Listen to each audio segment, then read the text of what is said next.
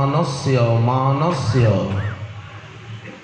परितोष विशेषेणानुलिप्तस्य भक्तजनैर्कैश्चन कृतालङ्करणस्य दीनकैरपि परिधावितचरणकमलस्य जलनधौतकलधौतकलया नीराजित गौरमहसो असूयमानमहिम्न श्रीविश्वम्भरस्य भरस्वदेन प्रेम्णां सर्वैरेव पादपद्मोपकण्ठे यथा वैभवं पुरस्कृत्याद्वैतं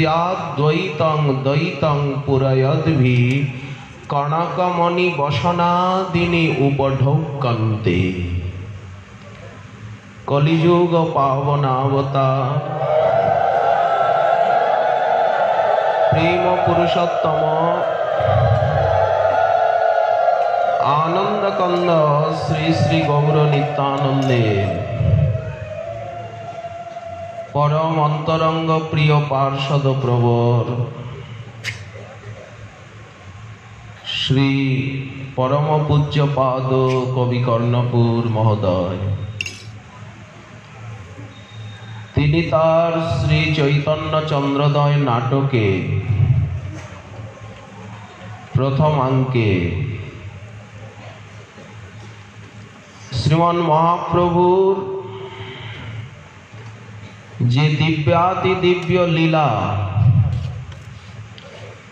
নদিয়া লীলা তারই বর্ণনা দিচ্ছেন কলি অধর্মের সমীপে। যুগরাজ কলি এবং অধর্মের সংলাপ চলছে। কলি বলছে,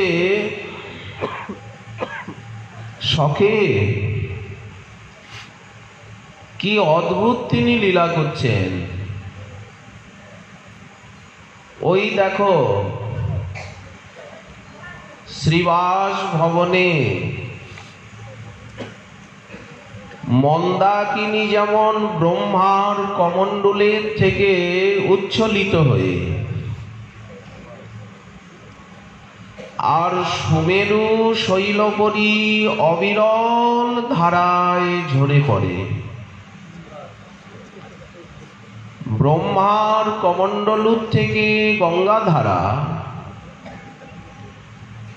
ভূগোলকে অতিক্রম করে সপ্তর্ষি মণ্ডলকে শিশুমার চক্রের মধ্যদেশ হয়ে কি করে না সেই কাঞ্চনগিরি সুমেরুর উপরে পড়ে। সব সময় সুমেরু পর্বত গঙ্গা ধারায় স্নাত হচ্ছে। সুবর্ণময়ী পর্বত, পুরো পাহাড়টা সোনা, তার উপরে শ্বেত গঙ্গা ধারা চারটি ভাগে বিভক্ত হয়ে যাচ্ছে। পুরো সুমেরু পর্বতকে অভিস্নাত করে জননী জাহ্নবী চারটে ধারায় রূপ নিচ্ছে চারদিকে। সীতা, অলকানন্দা, চক্ষু এবং ভদ্রা। ঠিক তেমনি শত শত ঘট মর্তগঙ্গা সেই স্বর্ণ গৌর অঙ্গে ঝরে ঝরে পড়ছে।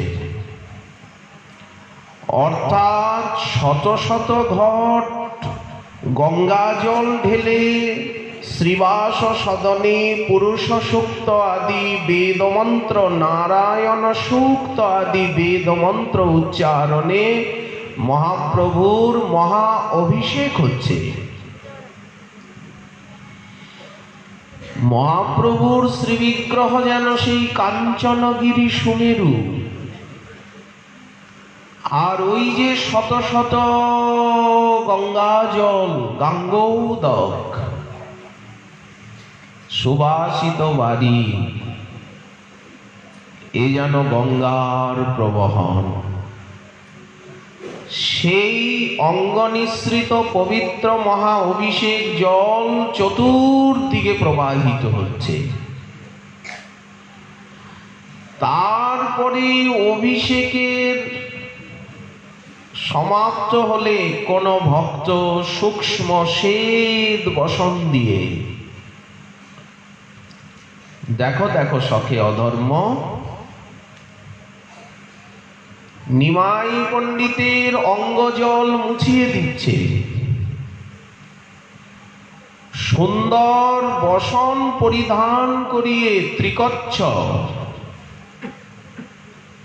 সেই অঙ্গের শোভাকে সম্পাদন করছে। একে তো স্বর্ণ কান্তি, তাতে আবার পীত বসন, গোলাপি বসন, এত সুন্দর মানিয়েছে। কেউ বা মনের আনন্দে চন্দনাদি অনুলেপন দিচ্ছে, চতুষ্সম, আতর, কস্তুরী, কুমকুম। কেউ বা অলঙ্কার পরাচ্ছেন, বিবিধ মণিরত্নের আভরণ আভূষণ। কেউ বা কোন প্রিয়তম অতি কৌতুকে চরণ যুগল প্রক্ষালন করে দিচ্ছেন, মণিময় নূপুর পরিয়ে দিচ্ছেন। ঠিক অগ্নি তাপে গলিত স্বর্ণের মতো উজ্জ্বল কান্তি, গৌর অঙ্গ ঝলমল ঝলমল করছে। করতল সুরাতুল যেন জিনিয়া জবার ফুল। ওই যে উনি হস্ত উত্তোলন করে কি যেন বলছেন, কলি মহারাজ দেখছে গৌরলীলা। তা তো দেখবেই, উনি যে যুগরাজ। করতল সুরাতুল জিনিয়া জবার ফুল, মাধুরীতে মদন মোহিত। ভক্তগণ ভক্তি ভরে সাষ্টাঙ্গে দণ্ডবোধ করছেন। সময় বুঝে অদ্বৈত প্রমুখ ভক্তবৃন্দ তারা গৌর পদকমলে নিজ নিজ সামর্থ্য অনুসারে মণিমাণিক্য স্বর্ণ বসনাদি উপহার দিচ্ছেন। প্রভু তাদেরকে আহ্বান করে করে আর তাদের প্রতি কৃপা বিস্তার করছেন। এই মহাভিষেক অধর্ম বলল, বন্ধু এই তো অবসর, এই যে সোনা দানা মণি মাণিক্য কাবচ্চপদ দিচ্ছে, এই রাস্তা দিয়ে আমরা ঢুকবো। যখনই কোনো দ্রব্য আসে, সামগ্রী আসে, ওই রাস্তা দিয়েই তো আমাদের ঢোকার পথ প্রশস্ত হয়। এই তো লোভের অবসর। হায় হায়, ধৈর্য ধ্বংসী, পরিণামে দুঃখদায়ী। নির্লজ্জ লোককে জয় করতে কি কেউ সমর্থ হয়? অধর্ম বলছে যখন টাকা পয়সা পড়ছে, সোনা দানা পড়ছে, এই ছলে নিমাই পণ্ডিতকে কাজ করব। ওইটাই তো আমাদের যাওয়ার রাস্তা। আপনি আপনার সেনাপতির লোভকে লাগিয়ে দিন, যে লোভ ধৈর্যকে ধ্বংস করে, পরিণামে দুঃখ দেয়, নির্লজ্জ বানায় মানবকে। সেই লোককে আজ পর্যন্ত কি কেউ জয় করতে সামর্থ্য হয়েছে? নরকের দ্বার, ক্ষীর সমুদ্র মন্থনে যে রত্ন উত্থিত হয়েছিল তার মধ্যে কৌস্তুভমণি শ্রেষ্ঠ, পদ্মরাগের ভিতরে, আর লক্ষ্মী দেবী। যখন লক্ষ্মী দেবী বেরোলেন, কৌস্তুভ বেরোলো, তখন নারায়ণ কি না করলো বিষ্ণু, মানে বিষ্ণু লোভে মরল। অধর্ম ভাষণ দিচ্ছে, বিষ্ণুর কি লোভ। কলি বলছে সখে এখানে ওই রূপ মনে করো না। দেখো আকাশের থেকে দেখছে কলি অধর্ম, ওরা তো সবকিছু দেখতে পায় ছবির মতো, কোথায় কি হচ্ছে ব্রহ্মাণ্ডে। এক্ষেত্রে সেরকম হবে না। দেখো না, ইনি না কথা বলছেন, না দেখছেন, না শুনছেন। এরা যে এনাকে এত মালা পরাচ্ছে, আরতি করছে, দণ্ডবোধ করছে, নানা উপায়ন উপঢৌকন দিচ্ছে, উনি তো তাকাচ্ছেনও না, কথাও বলছেন না, শুনছেনও না। তিনি সানন্দে স্তিমিত হয়ে আছেন। দেখো ক্ষণে ক্ষণে ক্ষণে ক্ষণে অঙ্গের থেকে মহা তেজ নির্গত হচ্ছে। অধর্ম বলল, মহারাজ এইটা তাহলে নিশ্চয়ই অহংকার হবে, দম্ভই হবে। তাহলে লোভ যাকে পারবে না তাকে মদ পারবে, মত্ততা, অহংকার। আমাদের সেনাপতি যে মদ বা অহংকার, তার কি শক্তি, বাচালকে পর্যন্ত মুখ করে দেয়, চক্ষুষ্মানকে অহংকার অন্ধ করে দেয়,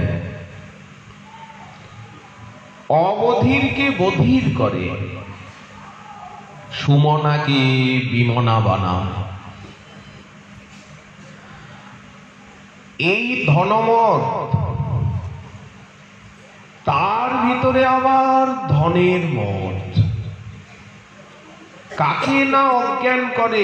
আর চিন্তা কি, যদি একটা রিপু প্রবেশ করতে পারে, ওই নিমাই পণ্ডিতের ভিতরে যদি একটা রিপু প্রবেশ করতে পারে, মদকে লাগিয়ে দিন মহারাজ, তাহলে জাগা করবে ধীরে ধীরে, সবগুলিকে ডেকে নেবে। আসল রহস্য হচ্ছে এই, যদি একটা রিপু কোনো মতে প্রবেশ করে তো ওরা ডেকে নেবে, জাগা করে নেবে 6 জনের। আর ওরা থাকে তো 6 জন একসঙ্গেই প্রায় থাকে। মদের সঙ্গে মাৎসর্য প্রবেশ করবে মহারাজ, আর মাৎসর্যের সব কার্যই পরম আশ্চর্য।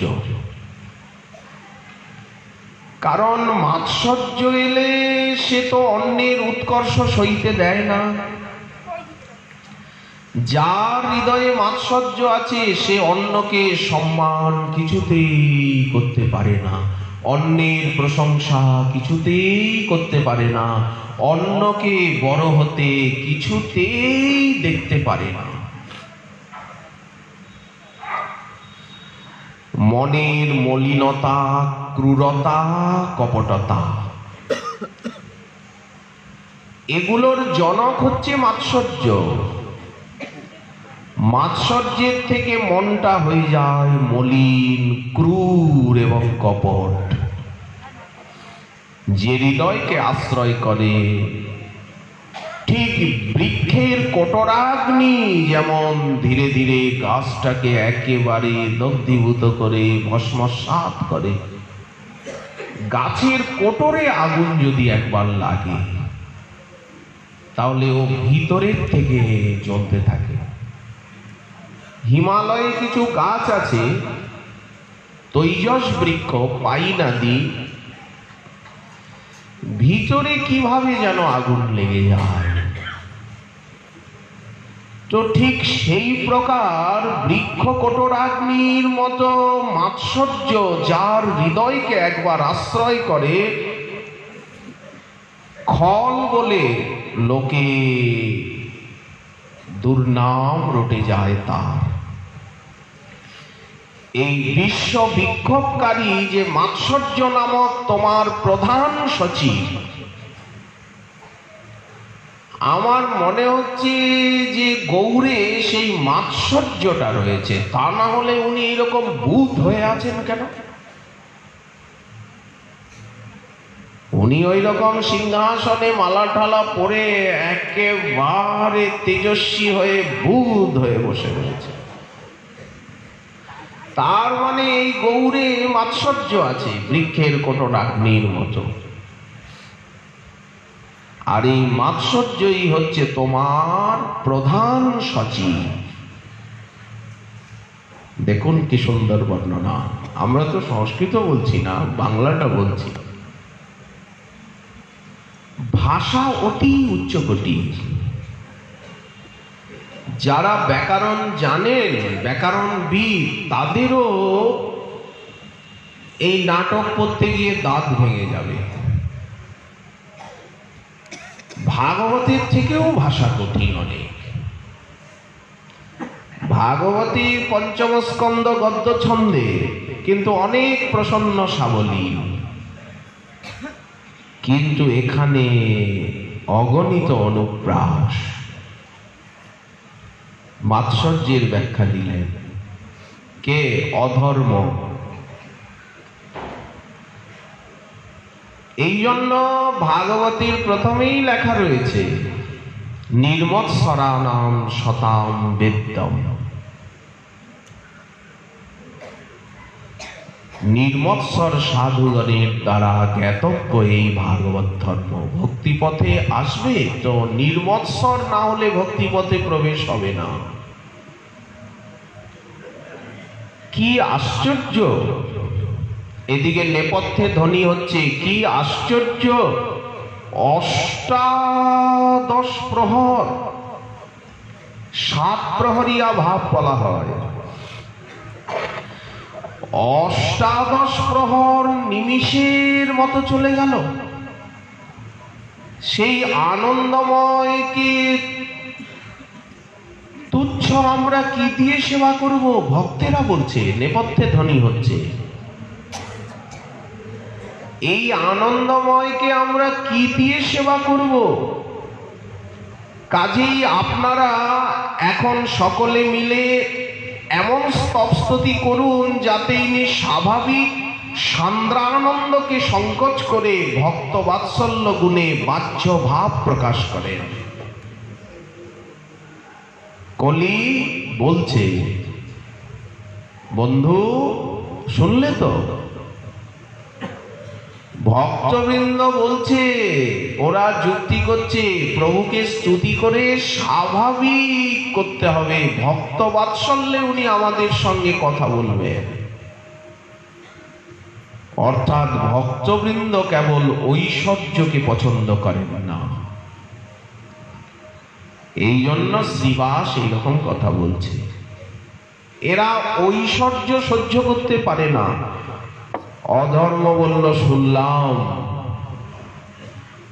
শুনলাম তো। ক্ষুদ্র ব্যক্তি, আচ্ছা এটা কি মোহ নয়? বললেন ক্ষুদ্র ব্যক্তির ক্ষেত্রে মোহ, আর মহৎ ব্যক্তির ক্ষেত্রে বাৎসল্য। কলি যখন শ্রীবাস বলছে আপনারা স্তুতি করুন ভক্তগণ, প্রভু যাতে ভক্ত বাৎসল্যের স্বাভাবিক হন। ঐশ্বর্য পছন্দ হয় না। তো ভক্ত বাৎসল্য কথাটা শুনেই অধর্ম বলছে এটা তো মোহ। বললেন না, ক্ষুদ্র ব্যক্তির ক্ষেত্রে মোহ, আর মহৎ ব্যক্তির ক্ষেত্রে বাৎসল্য। ক্ষুদ্র ব্যক্তি যদি কাউকে ভালোবাসে সেই ভালোবাসার নাম মোহ, আর মহৎ ব্যক্তি যদি কাউকে ভালোবাসেন তার নাম বাৎসল্য। এই ভেদ। কলি বলছে মূর্খ, এইসব বিচার জীবের বেলায় খাটে, কারণ ছোট বড় পৃথক বুদ্ধি জীবগত ধর্ম।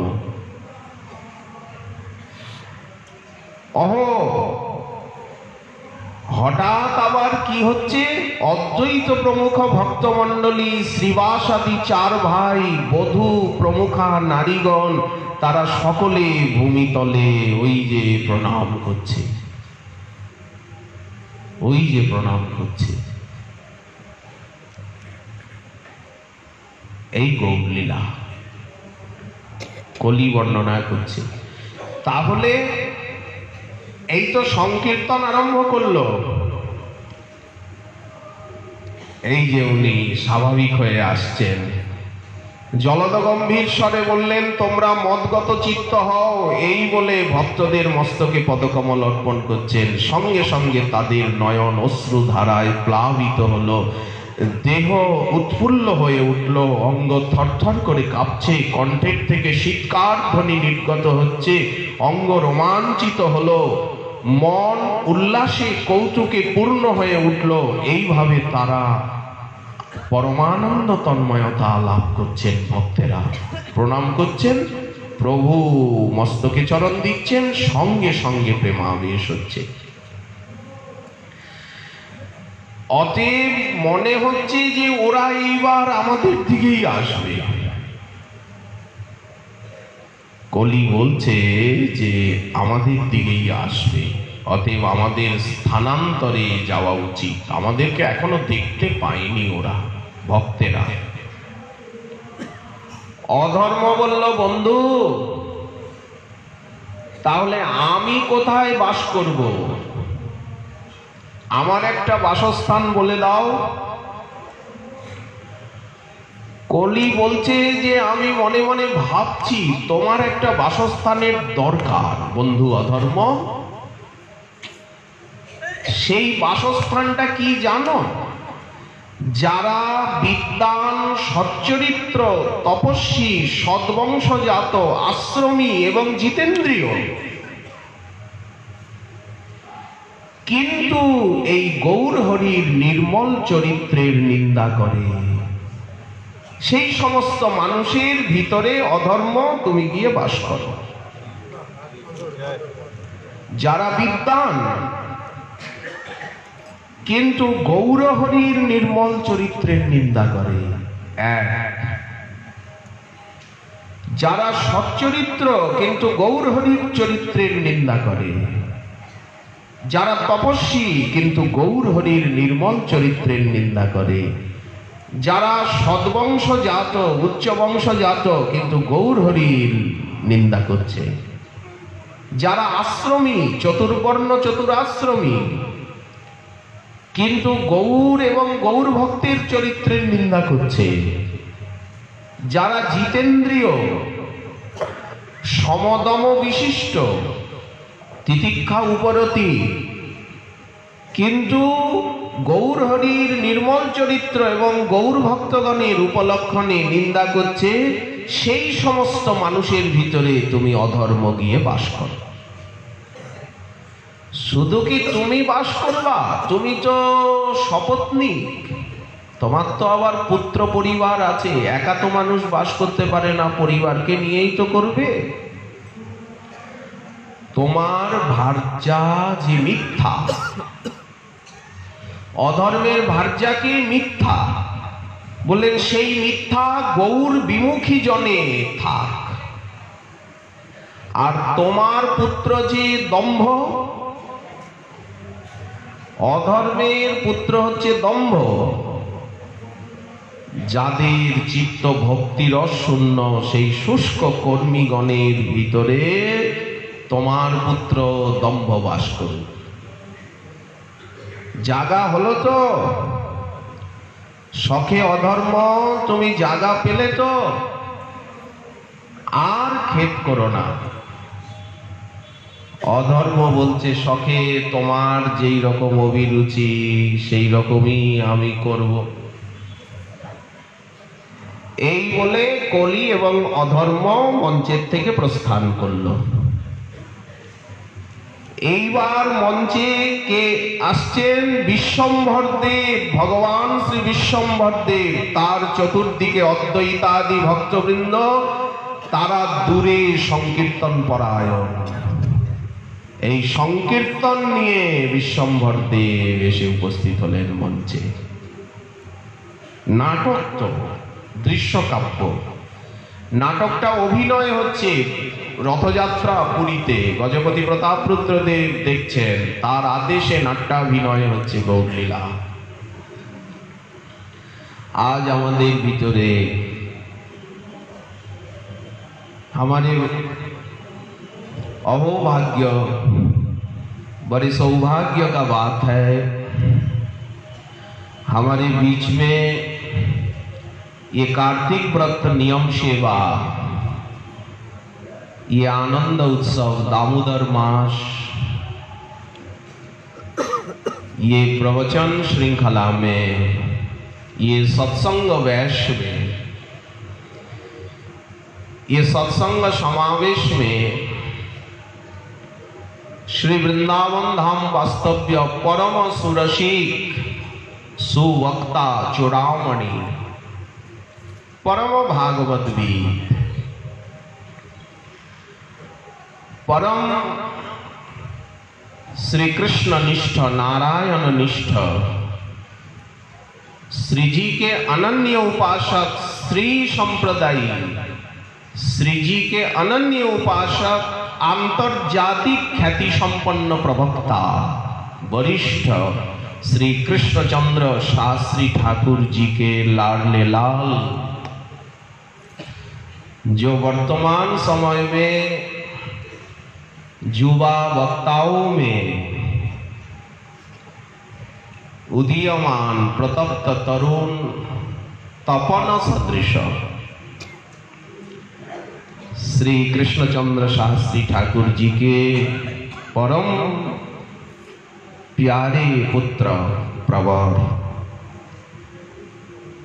परम माननीय, परम विद्वान, हमारे परम प्रीतास्पद, परम प्रेम भाजन, ये सोचिए मेरा हार्दिक प्रिय प्रवर महाराज श्री परम धामनिष्ठ ब्रजरज निष्ठ गिरिराज परिक्रमा निष्ठ। एक दिन शाम को मैं गिरिराज जी के तलहाटी में टहल रहा था, कुसुम सरोवर से कुछ पहले। श्री महाराज श्री दंडवती लगा रहे थे, संध्या का अवसर था। अचानक महाराज श्री का की कमनीय मूर्ति, स्निग्ध मूर्ति देख करके मेरा दिल खिंच गया। मैं कुछ चला गया, फिर पीछे वापिस आके मैंने महाराज श्री को दंडवत किया। वह खड़ा हुआ, मेरा दिल कह दिया जी कोई दिव्य विभूति है। और एक अभ्यास है, महात्मा देखने से ही उनको दंडवत करना, उनसे नाता जोड़ना। क्योंकि वित्रासुर जी कहते ममत्तम श्लोक जनी सुसख्यम, महाराज श्री ममत्तम श्लोक जनी सुसख्यम संसार चक्रे भ्रमत स्वकर्म। महात्मा देखने से ही ऐसा लगता है ये जन्मों जन्मांतर का अपना जन्म है, कोई रिश्तेदार है। कोई सागी संबंधी प्रिय बांधव है, और ये भावना ब्राह्मण विप्रवरों को देखने से भी होता है।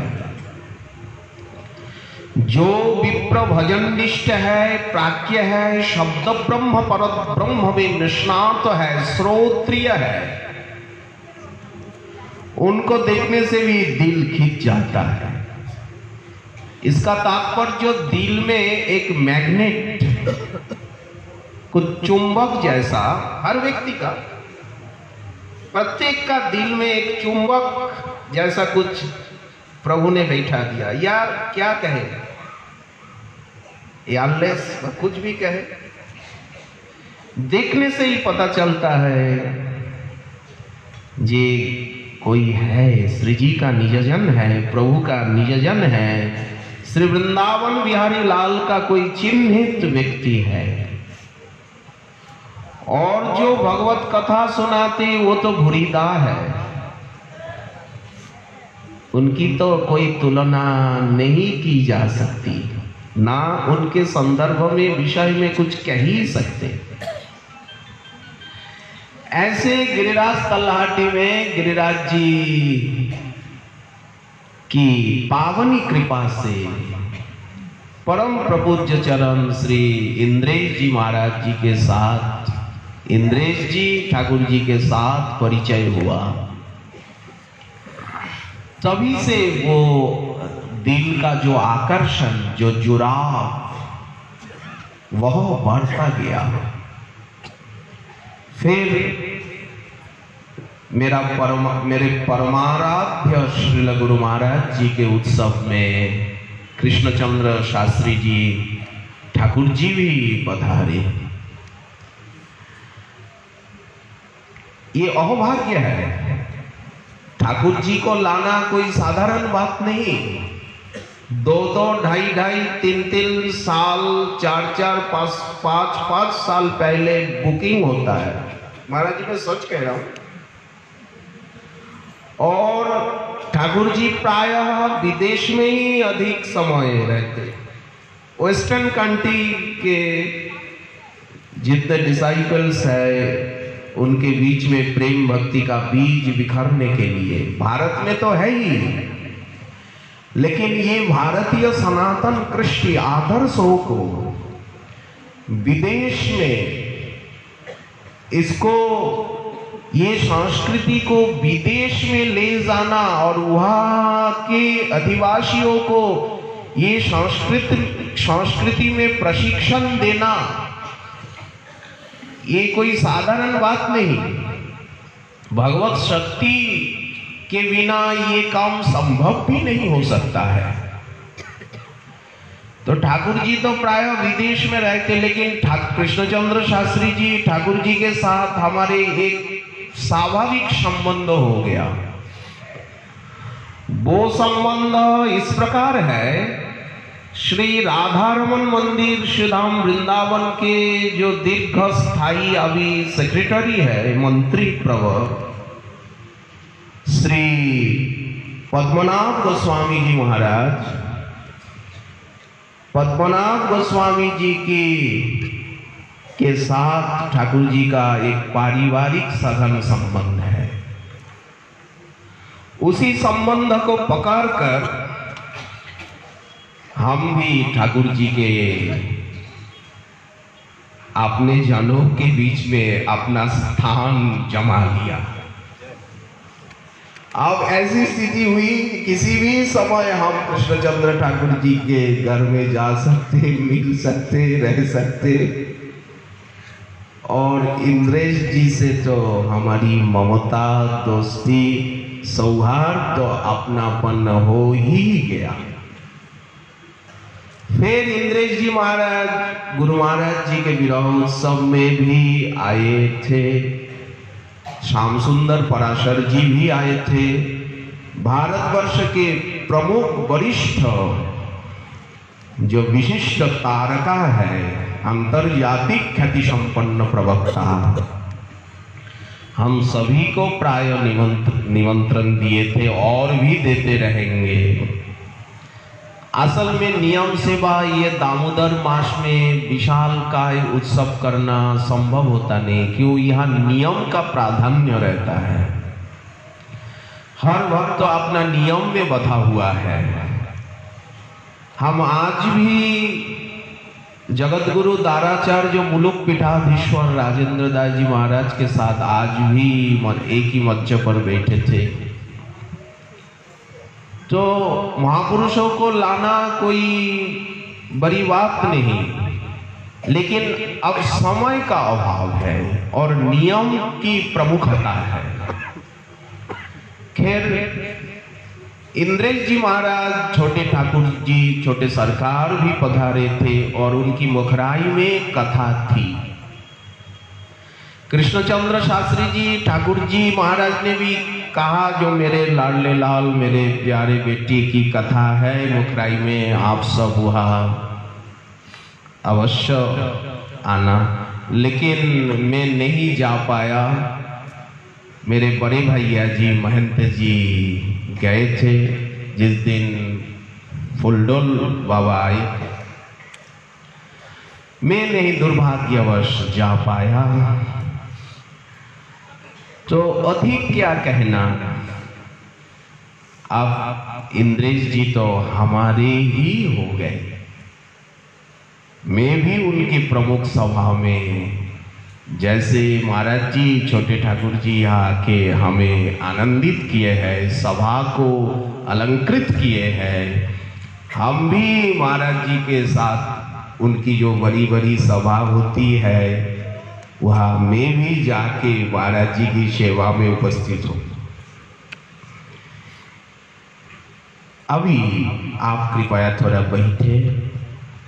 छोटे ठाकुर जी, इंद्रेश जी आए हैं श्री वृंदावन से। यद्यपि उनका स्वास्थ्य ठीक नहीं, क्लाइमेट चेंज हो रहा है ना, अभी वेदर चेंज हो रहा है, तो इस वजह से मैं छोटे सरकार के चरणारविंद में, पावन पद कमल में ये प्रार्थना करूंगा जे कुछ वचनामृत से, कुछ शब्दामृत से, कुछ वाणी वैभव रूपी अधरामृत से हमें आप्यायित करने का कष्ट करे। यही प्रार्थना के साथ और आप सभी के प्रति सादर नमन के उपरांत अस्तु। जय श्री राधे, जय श्री कृष्ण।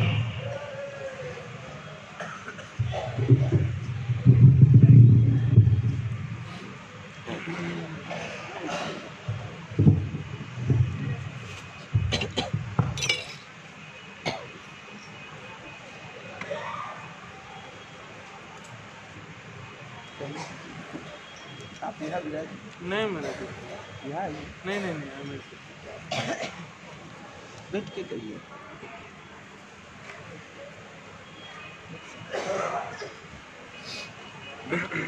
सेफी कर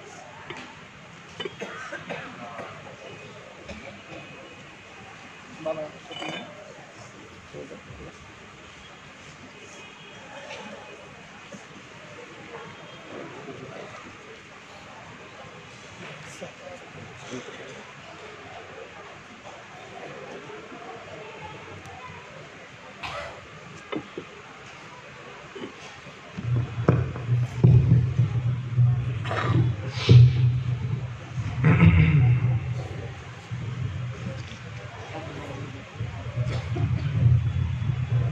श्री गोवर्धन नाथ की जय।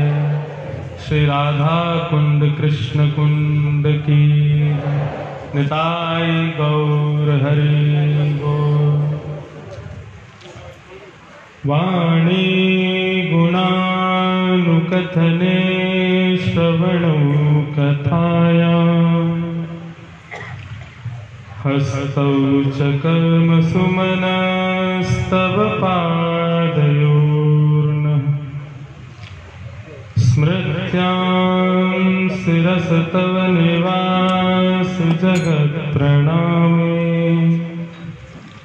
दृष्टि सतां दर्शनेस्तु भवत् तनूना। जय जय श्री राधारमण, जय जय नवल किशोर, जय गोपी चित चोर प्रभु, जय जय माखन चोर।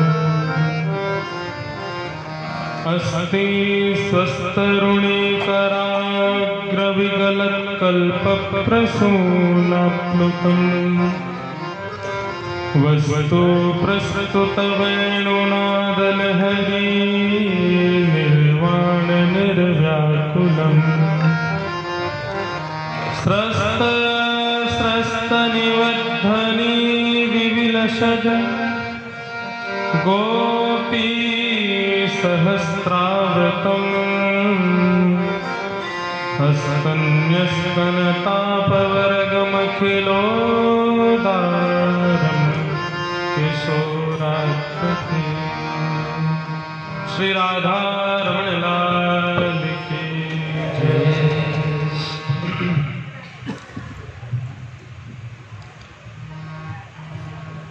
मंच पर विराजमान पूज्य महाराज जी के श्री चरणों में प्रणिपात प्रणाम। समुपस्थित आप सभी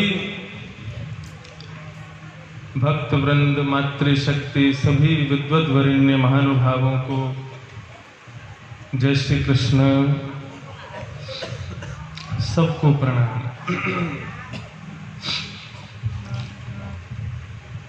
श्रीमद् भागवत के प्रथम स्कंद में मंगलाचरण के द्वितीय श्लोक में एक भाव प्रस्तुत किया जाता है कि वैद्यम वास्तवमत्र वस्तु शिवदम। भगवान प्रत्येक व्यक्ति को अपने निज धाम में, अपनी सत्संग वार्ता में, संतों के समागम में स्वयं आमंत्रित करते हैं। आप सभी हिंदी बूझते पारो हैं? अमी बंगला बूझते पारो ना। महाराज जी अभी बंगला में बोल रहे थे तो केवल कलयुग को स्थान प्रदान किए वही समझ आया, बाकी थोड़ा बहुत समझ आ रहा था, कुछ मैं प्रयास कर रहा था, लेकिन मन बिल्कुल लगा हुआ था। जैसा महाराज जी बोल रहे थे ऐसा लग रहा था वास्तविक में साक्षात श्री चैतन्य महाप्रभु के ही प्रवचनामृत श्रवण कर रहे हैं। तो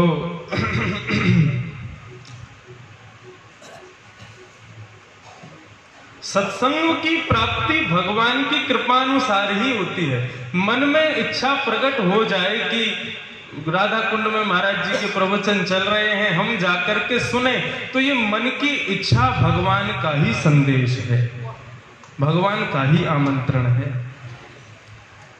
शिवदम कल्याणकारी संबंध भगवान बनवाते हैं। और वही हुआ था गत वर्ष इसी समय में, कार्तिक के महीने में श्री गोवर्धन धाम में। दास के मन में इच्छा प्रकट हुई कि 10-12 दिन का समय था, तो इच्छा हुई कि हम ब्रज में जन्मे हैं तो इसका मतलब ब्रज की उपासना छोड़ दें। ब्रज की उपासना तो करनी है, तो गिरिराज जी की दंडवती परिक्रमा लगा रहे थे।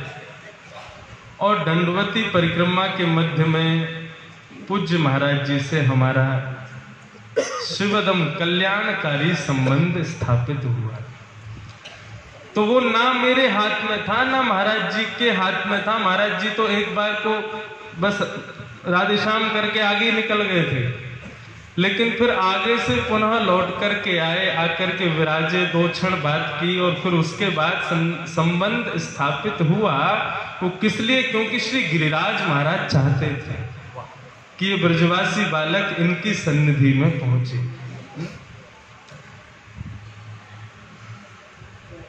श्री गोवर्धन नाथ बड़े दयालु कृपालु देव हैं। हम सब जिन कृष्ण की उपासना करते हैं, वो कृष्ण जिनकी उपासना करते हैं वो है श्री गोवर्धन। श्री हरिदास वर्य हैं श्री गोवर्धन। आप सबके नियम सेवा में विक्षेप ना हो, कुछ शब्द कह करके ही फिर मैं विराम दूं। श्रीमद् भागवत में एक श्लोक 3 बार गाया गया। अभी महाराज जी वृत्रासुर की बात कह रहे थे। वृत्रासुर अपनी स्तुति में कहता है, ननाक पृष्ठम न चपारमिष्ठम न रसाधिपत्यम न सार्वभौमम न योग सिद्धि अपुनर्भवम वा समंजसत्वा विरहय कांक्षे। वृत्रासुर भगवान से कहता है, प्रभु मुझे कुछ नहीं चाहिए आपसे, यदि आप देना चाहते हैं तो केवल एक वरदान दे दीजिए। भगवान कहते हैं, वृत्रासुर मांग, तुझे क्या चाहिए? तो वृत्रासुर कहता है, ना मुझे इंद्र की पदवी चाहिए, ना मुझे ब्रह्मा की पदवी चाहिए, ना मुझे पृथ्वी का राजा बनना है, ना ही मुझे रसातल का राजा बनना है। भगवान बोले, तो फिर तू चाहता क्या है? बोले, बस इतनी कृपा कर दो कि मैं आपसे दूर हो जाऊं और आपके विरह में आपसे मिलने की इच्छा में तड़पता रहूं। आपसे मिलना नहीं चाहता मैं। भगवान बोले, क्यों? बोले, प्रभु